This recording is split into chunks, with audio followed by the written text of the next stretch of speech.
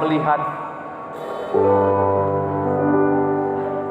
jalan-jalan-Mu Tuhan, tetapi kami mau belajar untuk tetap memandang kepada wajah-Mu, kepada kemuliaan-Mu. Kami bersyukur pagi hari ini, di pagi yang segar, di pagi yang baik, kami boleh berkumpul di rumah-Mu, merangkahkan kaki kami dengan penuh kerinduan untuk bertemu dengan Tuhan. Berbicaralah Bapa untuk kami semua, setiap kami yang mendengar firman-Mu beroleh kasih karunia, beroleh kekuatan, beroleh pemulihan. Kami siap mendengar firman-Mu. Bapak Ibu yang siap mendengar firman, sama saya katakan amin. Silakan duduk. Salam. Pagi yang baik, pagi yang segar buat kita semua. Selamat hari Minggu yang diberkati. Puji nama Tuhan. Bapak Ibu, pagi hari ini kita masuk ke seri khotbah kita yang ketiga, yaitu doa untuk penyertaan Tuhan. Nah, Bapak Ibu Saudara, ngomong-ngomong soal penyertaan Tuhan, ada sepasang kekasih, mereka lagi pacaran, yang lagi makan ya, yang kamu tahu nggak? Aku nggak punya apa-apa dalam hidupku. Aku punya kamulah hartaku satu-satunya. Kamulah yang kumiliki satu-satunya di dunia.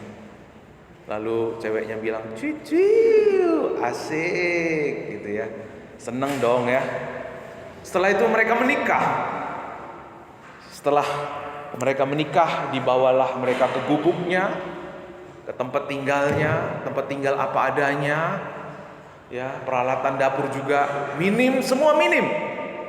Lalu mulai istrinya bilang, "Pak, kamu gak punya apa-apa. Beraninya aja aku menikah. Ini kita mau masak gimana? Mau tidur aja gimana ini? Susah." Makan dulu, aku udah bilang. Kan aku udah terus terang. Aku bilang, hanya engkau hartaku milik satu-satunya. Hanya engkau yang kumiliki. Terus kau bilang jawab, kamu cuman bilang jawab, cuciu. Nah sekarang kenapa marah? Tapi pertanyaannya, kenapa muka Bapak Ibu gak ada yang tertawa? Saya udah cerita lucu. Ini mirip dengan kejadian yang kami alami. Saya waktu menikah dengan Bu Deborah, ucuk-ucuk menikah, saya bawa ke Tangerang, kos 3x4 dengan sekat-sekat begitu ya. Tidak ada kasur, tidak ada kompor, tidak apalagi kulkas, apalagi TV, nggak ada ya. Begitu masuk Bu Deborah, dia lihat, langsung nangis dia. Nggak ada apa-apa. Lalu karena saya sudah belajar yang tadi Bapak Ibu, yang cerita yang kedua, satu kekasih tadi, lalu saya jawab sama dia, dulu kan aku bilang, aku menikah sama kamu nggak punya apa. Enggak saudara, enggak, itu hanya rekayasa. Dia nangis karena nggak punya apa-apa, saudara. Nah, sering sekali manusia kepingin hidup bersama-sama orang yang dicintainya, tetapi tidak seperti yang diharapkan. Tapi hari ini saya mau ajak Bapak Ibu untuk melihat hanya bersama Tuhan, hanya dalam penyertaan Tuhan kita tidak pernah kecewa. Hanya dalam penyertaan Tuhan kita melihat sesuatu yang ajaib, sesuatu yang besar. Hanya di dalam penyertaan Tuhan kita melihat arti hidup kita yang sebenarnya. Yang setuju katakan amin. Amin. Nah, saudaraku yang dikasihi Tuhan, seperti ibu yang curhat beberapa waktu yang lalu kepada saya. Dia cerita bahwa berkali-kali suaminya itu memukul dia. Berkali-kali suaminya itu membohongi dia karena dia suka judi. Lalu saya mulai bertanya, dulu kok bisa menikah sama dia? Nah, karena dia kan beberapa kali telepon, doakan saya bang gitu ya. Terus saya tanya, dulu kenapa menikah sama dia? Ya, dulu saya menikah sama dia, ya saya belum pernah pacaran. Setelah saya ketemu, udah daripada nggak menikah, ya udah saya menikah. Nah ini persoalannya. Waktu ada masalah, Tuhan tolong Tuhan. Tuhan doakan saya. Kemana-mana doakan. Tapi waktu menentukan pilihannya untuk menikah dengan siapa, dia tidak pernah menyertakan Tuhan. Nah, saudaraku yang dikasihi oleh Tuhan, kita sering bernyanyi, bersama Yesus lakukan perkara besar, bersama Yesus tidak ada yang sukar. Kita juga sering bernyanyi, meskipun musuh di depanku, rintangan menghadang langkahku, ku takkan goyah sebab Engkau bersamaku. Kita juga bernyanyi, ku berserta, orang baptis ya, songan semangat, ku berserta Tuhan dalam perjalanan. Tapi pertanyaannya Bapak Ibu, seberapa sering kita melupakan penyertaan Tuhan? Seberapa sungguh dan sering kita menyertakan Tuhan di dalam perjalanan hidup kita?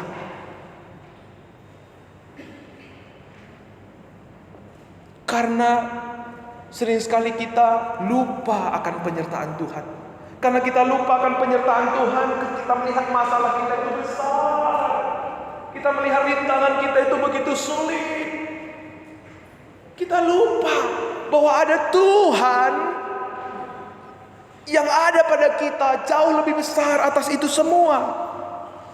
Maka saudara, waktu seorang Musa melakukan misinya membawa bangsa Israel keluar dari tanah Kanaan, melewati padang gurun yang gersang kepada tanah Kanaan, ya, ia memutuskan satu hal yang sangat penting. Waktu dia diperhadapkan dengan tantangan, kesulitan, dengan pilihan, ya, dia berkata, Bapak Ibu, di ayat yang ke-33, ayat yang ke-15, jika Engkau tidak menyertai kami, janganlah suruh kami berangkat. Kalau dalam Alkitab yang Bapak Ibu pegang, kalau Engkau tidak membimbing kami, ya, janganlah Kau suruh kami berangkat. Bila Engkau tak besertaku, ku tak mau berjalan. Ku perlu Tuhan pimpin langkahku dengan kasih karunia-Mu. Nah, nyanyian ini lahir dari pengalaman Musa. Buat Musa yang utama adalah penyertaan Tuhan.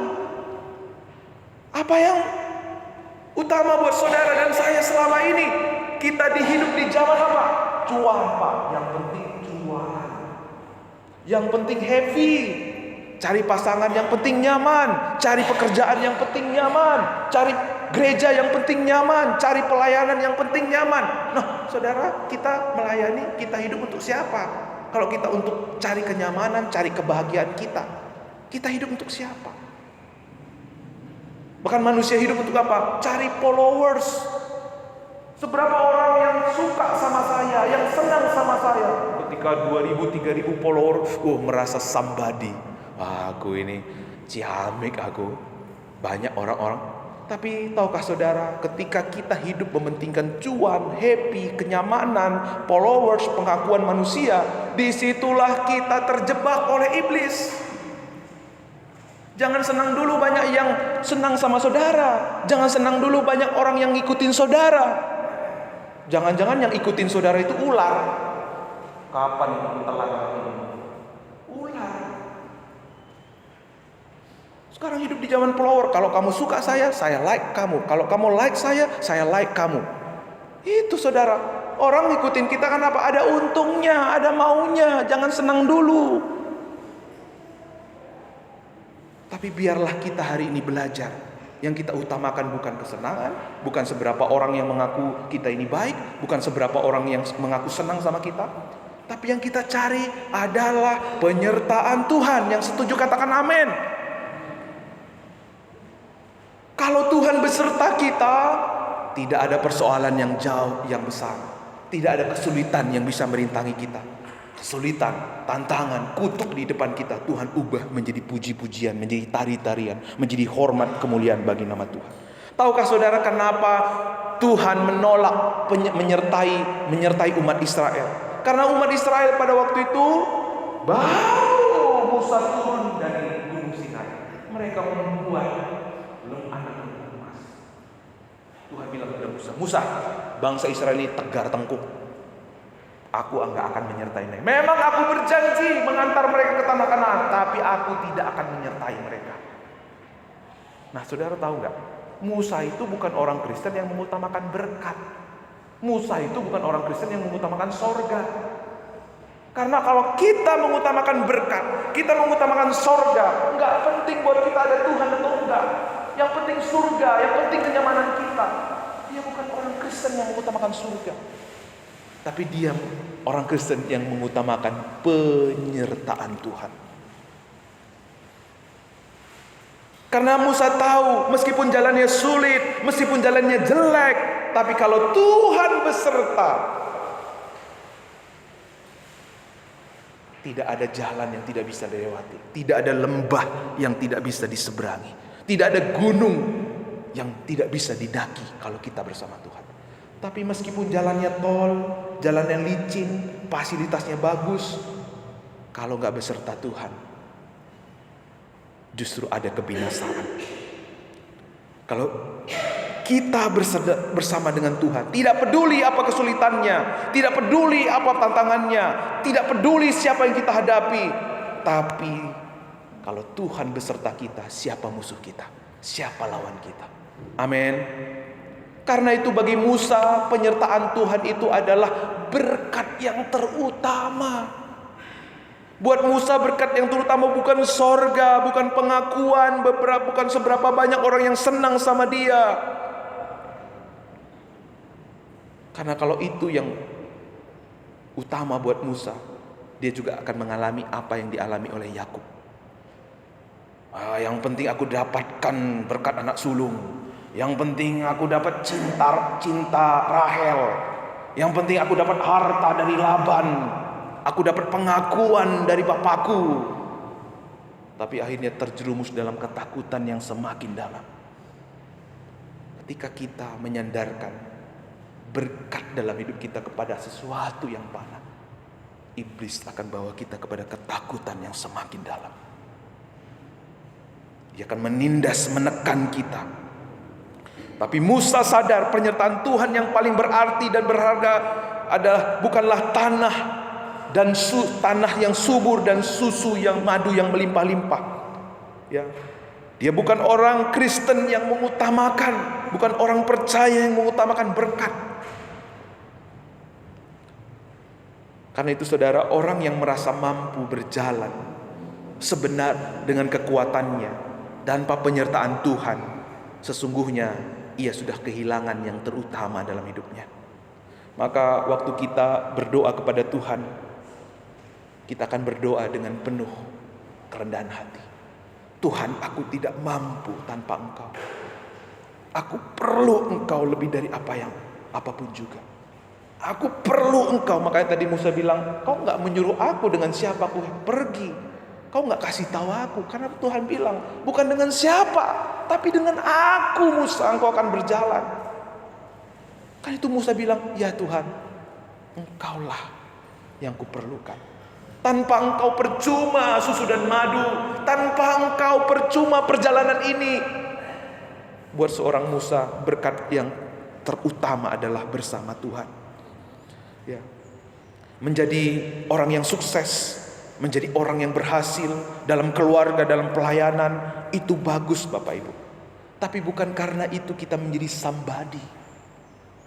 Kita menjadi somebody melalui apa? Melalui penyertaan Tuhan. Kalau Musa tidak disertai Tuhan, emang Musa bisa membawa bangsa Israel ke Kanaan? Kalau Tuhan tidak beserta Musa, emang Musa bisa melihat laut Tebrau yang terbelah dua, melihat air tercurah dari batu karang? Gak ada, nonsen semua. Sudahkah kita menjadikan penyertaan Tuhan itu sebagai berkat yang terutama? Yang kedua, kita melihat bahwa penyertaan Tuhan buat seorang Musa adalah yang membedakan dirinya dengan bangsa lain, yang membedakan umat Israel dengan bangsa lain. Artinya saudara, penyertaan Tuhan itu adalah identitas buat seorang Musa. Musa menyadari bahwa penyertaan Tuhan yang memberi dia identitas. Orang bisa lihat, oh ini umat Tuhan. Jadi ingat Bapak Ibu, sering sekali kita terkecoh. Lihat orang diberkati, lihat orang pintar, lihat orang pelayan kesana kemari. Ini orang hebat nih, orang diurapi Tuhan. No, yang kita lihat di sini orang yang disertai Tuhan adalah orang yang berharga di mata Tuhan. Bukan karena, ayat 16 dikatakan, bukan karena engkau berjalan bersama kami sehingga kami dibedakan dari segala bangsa di muka bumi ini. Ya, sayangnya banyak orang Kristen menilai penyertaan Tuhan itu dari uang, kekayaan, pengakuan. Ya, bahwa itu adalah tanda mereka berkenan kepada Tuhan. Tanda kita berkenan pada Tuhan bukan itu semua. Tapi adakah penyertaan Tuhan di dalam hidup kita?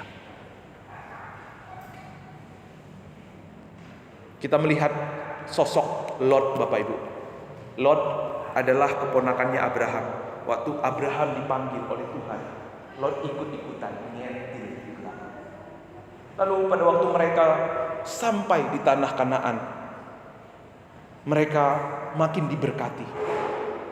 Lalu Abraham bilang, Lot, kita ini gak bisa gini-gini nih. Ini berantem terus nih, gembala-gembala kita pada berantem terus. Sekarang kalau kamu ke sana, aku ke sini.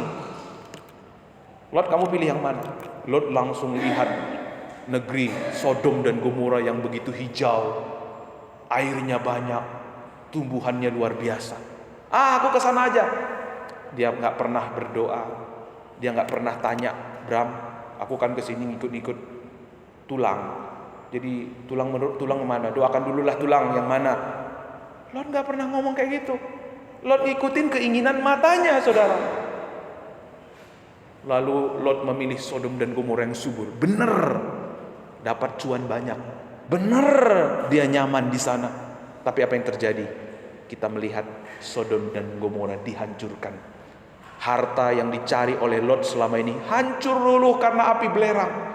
Sia-sia. Ingat saudara, tanpa penyertaan Tuhan, berkat kita, apa yang kita miliki, semua sia-sia. Cuan, kenyamanan, kepopuleran, penerimaan, subscriber, followers yang saudara miliki, tanpa penyertaan Tuhan, semua sia-sia. Tapi lihat, kita meneladani Yesus. Waktu Yesus akan disalib, dia datang kepada Tuhan. Tuhan, bukan karena kehendakku, biarlah cawan ini berlalu, tetapi bukan kehendakku, melainkan kehendak-Mu. Orang yang mengutamakan penyertaan Tuhan, orang yang sadar betapa penting penyertaan Tuhan, dia akan mencari kehendak Tuhan. Sering sekali kita mencari bukan kehendak Tuhan, tapi yang kita cari apa? Tangan Tuhan. Yang kita cari bukan wajah Tuhan, tapi yang kita cari tangan Tuhan. Apa nih yang belum bisa dapat nih?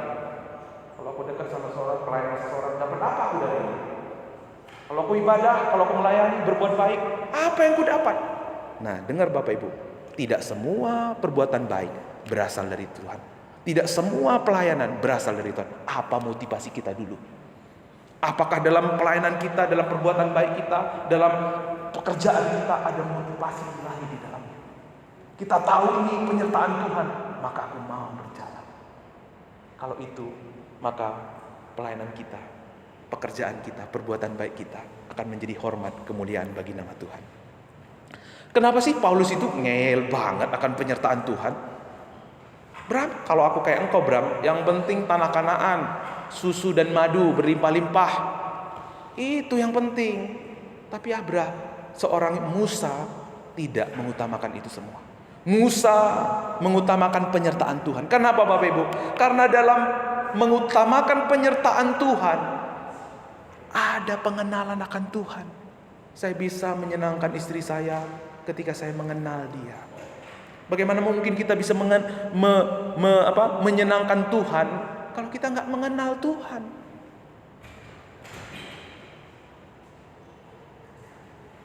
Bagaimana mungkin Tuhan mengenal kita kalau kita nggak berjuang, nggak ada kerinduan untuk mengenal Tuhan. Tadi saya bilang tidak semua pelayanan dari Tuhan. Bapak Ibu masih ingat seorang yang berkata kepada Tuhan, Tuhan, kami sudah mengusir setan demi namamu, menyembuhkan orang, melakukan mujizat. Tapi yang Tuhan bilang apa? Aku nggak mengenal kamu, bro. Pergilah kamu pembuat kejahatan. Sebab apa, saudara? Mereka melayani tidak pernah mengutamakan penyertaan Tuhan. Yang mereka utamakan adalah mujizat, yang mereka utamakan adalah kesenangan mereka. Tuhan gak kenal mereka. Sering sekali kita berdoa kepada Tuhan tanpa Tuhan mengenal kita. Sering kali kita berdoa kepada Tuhan, minta tangan Tuhan. Tuhan, aku perlu berkat-Mu. Anakku ini loh Tuhan. Ini loh orang tuaku ini Tuhan. Ini Tuhan. Semuanya tentang kita. Makanya doa kita terasa jenuh. Waktu kita gak merasa ada yang kita butuhkan lagi, gak ada semangat untuk berdoa kepada Tuhan. Nah, saudara ingat, kalau kita berdoa, kalau kita ada dalam penyertaan Tuhan, maka kita akan bertumbuh dalam pengenalan akan Dia. Ada 3 kali kata dikenal dan mengenal di sana. Ini berarti sesuatu yang penting. Nah, kalau kita mengenal Tuhan, maka kita akan hidup dalam kasih karunia Allah. Kita nggak hidup sebagai orang beragama. Bapak Ibu tahu orang beragama hidup dengan ketaatannya. Merasa dia berhasil taat, sombong, menghakimi orang lain. Merasa dia terganggu dengan orang lain, dia cari-cari kesalahan orang lain. Itulah orang beragama. Tapi waktu dia nggak merasa mampu, dia membangun kemunafikan supaya Buya lihat saya ini salah, lihat saya ini baik, padahal saya nggak pernah mampu. Orang hidup di bawah kasih karunia itu hidup apa adanya. Kalau orang berhasil, kalau orang bisa, puji Tuhan. Kalau baby bisa diberkati, saya pun pasti diberkati. Kalau dia melihat orang yang lemah, Tuhan, aku pernah ada di posisi itu, gak enak rasanya. Tuhan, pakai aku Tuhan, aku mau jadi berkat, aku mau jadi saksi, supaya saudaraku ini juga diangkat dari keterpurukannya. Itulah orang yang hidup di bawah kasih karunia. Orang yang mengutamakan penyertaan Tuhan, dia pasti menemukan bimbingan Tuhan, jalan Tuhan. Ya, kasih karunia ada 7 kali, dan bimbingan jalan Allah itu ada 3 kali. Kita akan menemukan jalan. Apapun persoalannya, kita akan menemukan jalan. Kenapa? Yesus itu adalah jalan, kebenaran, dan hidup. Artinya kalau Tuhan menyertai kita, selalu ada solusi. Karena Yesus itu sendiri adalah solusi. Yang terakhir Bapak Ibu, kita akan melihat kemuliaan Tuhan. Amin. Kita akan melihat, kalau Bapak Ibu baca di pasal ayat 12, 13, 14, terusnya Bapak Ibu, di situ ada kata-kata yang selalu diulang. Dan terakhir, nanti kita melihat bagaimana seorang Musa itu merindukan kemuliaan Tuhan. Ya. Tapi apa sih yang menjadi rahasia supaya kita ada di dalam penyertaan Tuhan? Ya. Kenapa tadi bangsa Israel tidak disertai Tuhan? Karena ia hidup dalam penyembahan berhala. Bagaimana supaya kita hidup dalam penyertaan Tuhan? Kita harus mengutamakan apa Bapak Ibu? Yada. Yada itu bahasa Ibrani, artinya mengenal. Tapi mengenal di sini bukan hanya tahu, tapi mengenal melalui pengalaman keintiman dengan Allah. Itu yang akan membawa kita mengenal hubungan yang intim dengan Allah. Ini adalah rahasia untuk kita memiliki kehidupan yang selaras dengan hati Tuhan. Makanya seorang Musa, seorang Paulus berkata, segala sesuatu kuanggap rugi karena pengenalan akan Kristus. Yesus Tuhan lebih mulia daripada semua. Apa yang utama buat saudara selama ini? Apakah berkat? Apakah jawaban doa? Apakah kenyamanan? Apakah kepopuleran? Paulus mengutamakan pengenalan akan Allah. Tanpa pengenalan akan Allah, kita gak mungkin menyertai, menikmati penyertaan Tuhan. Tanpa pengenalan akan Tuhan, kita nggak mungkin hidup dalam penyertaan Tuhan.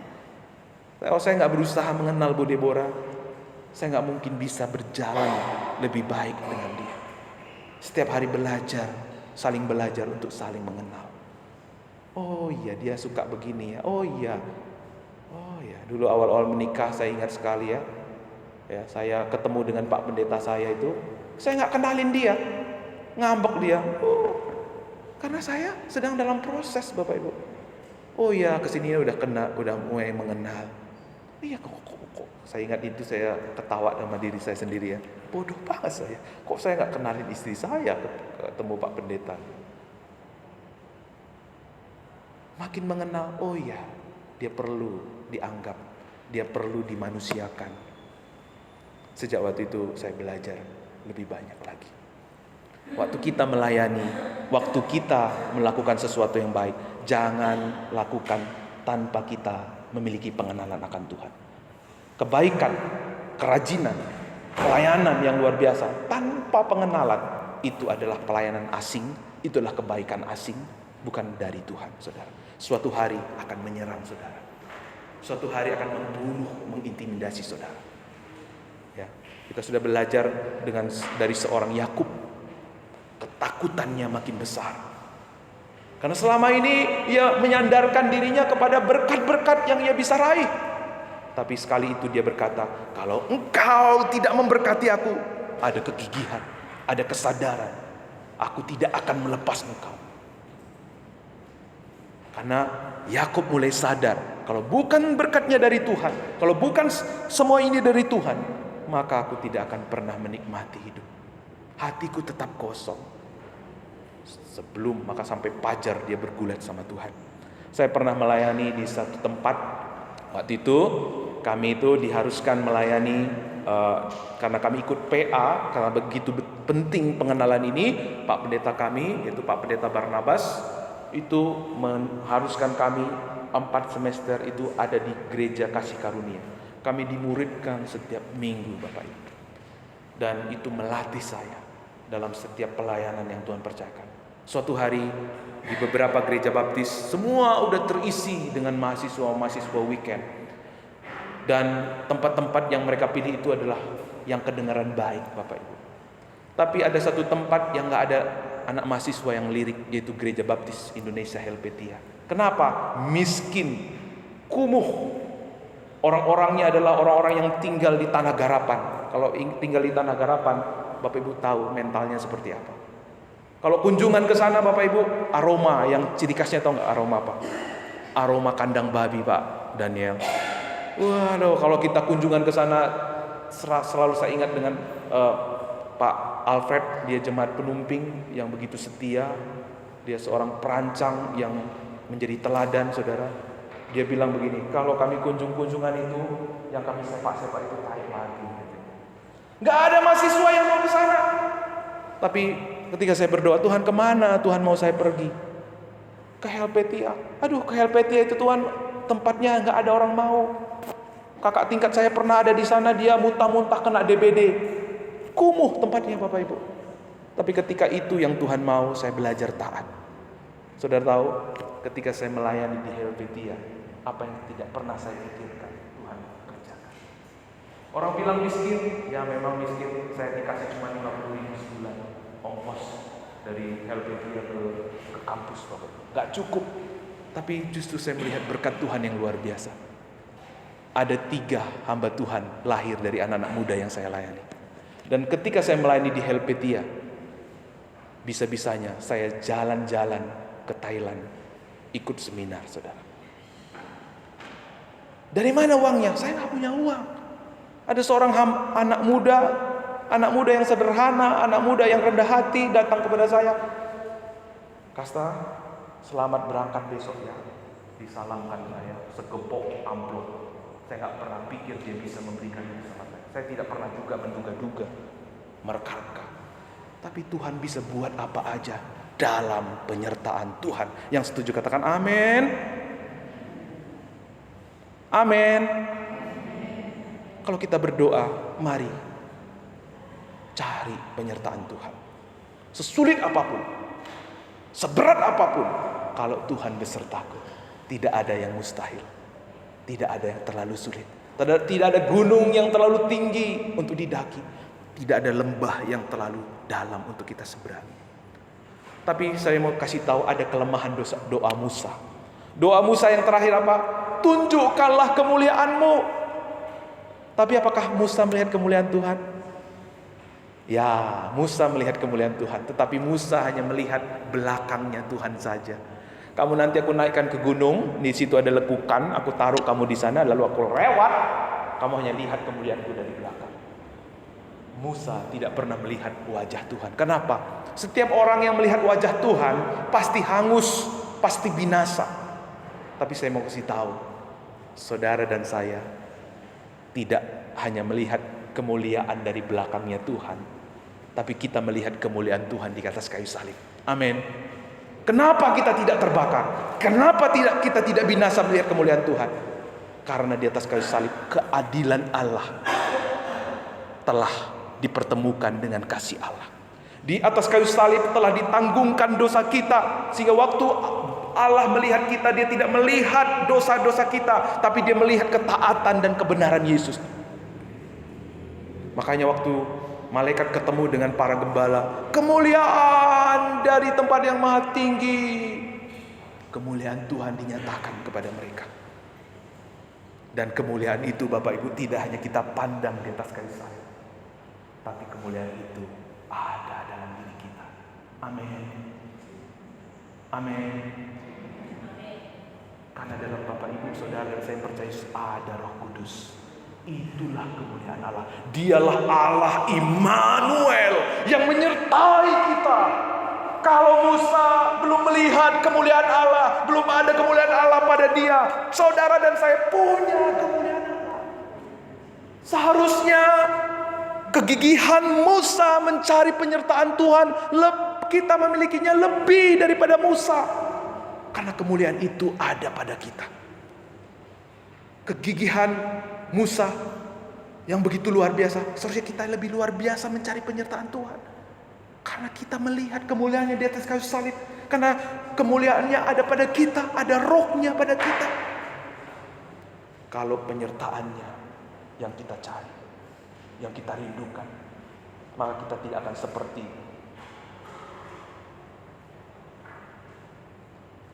sepasang kekasih tadi. Maka kita tidak akan seperti apa yang dialami oleh Lot tadi. Kita akan melihat penggenapan rencananya. Saudara dan saya akan melihat arti hidup yang sesungguhnya. Saudara akan melihat saudara yang lemah, saudara yang tidak punya kekuatan apa-apa, dimampukan Tuhan. Karena ada Allah yang menyertai kita. Yang sudah katakan amin. Amin. Mari kita tunduk kepala.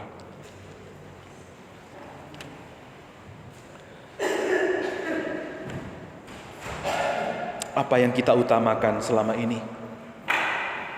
Apakah yang diutamakan dunia juga saudara utamakan? Cuan, nama baik, kenyamanan, kepopuleran, pengikut.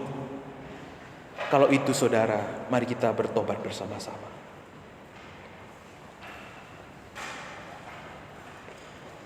Kemana selama ini kita menaruh identitas kita?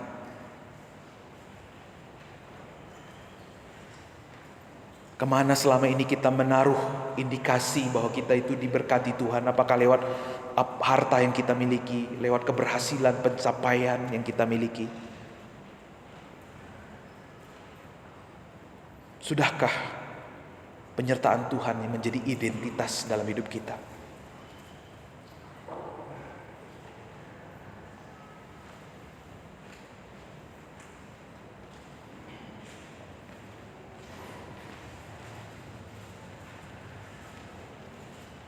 Apa yang menggerakkan hidup kita selama ini? Apakah penyertaannya sudah menjadi motivasi, kerinduan yang terbesar dalam hidup kita?